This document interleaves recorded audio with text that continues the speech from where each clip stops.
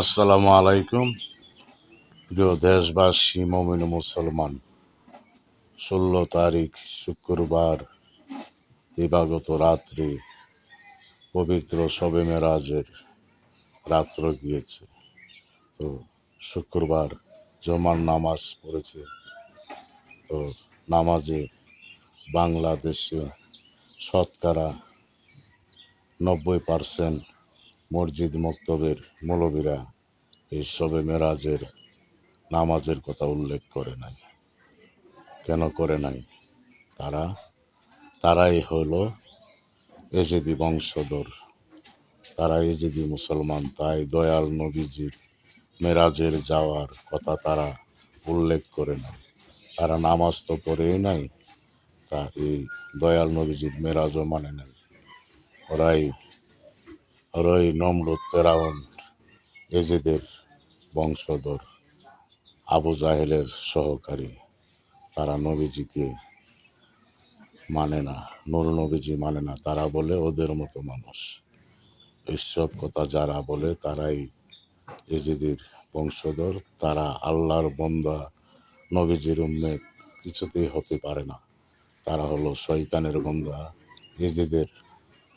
ইজিদের উম্মেত। তারা আল্লাহ বন্দা, নবীজির উম্মেত কিছুতেই হতে পারে না। যারা নবীজির মেরাজ মানে না, নবীজি দুনিয়াতে আসার যে মিলাদ, যে এটাও মানে না, নবীজি যে নূরের তৈয়ারি, আল্লাহর হাস নূরের তৈয়ারি, সেটাও মানে না। তারা বলে তাদের মতো মানুষ। নবীজির যেমন যুদ্ধে দ্বন্দ্ব মুবারক শহীদ হয়েছিল, রক্ত বের হয়েছিল না? ওরা বলে যে আমাদের শরীরে রক্ত আছে, নবীজির শরীরে তো রক্ত বের হয়েছিল। এইসব ব্যাখ্যা দেয় না পরমাণের দলবল, এই জামাত শিবি অহবি।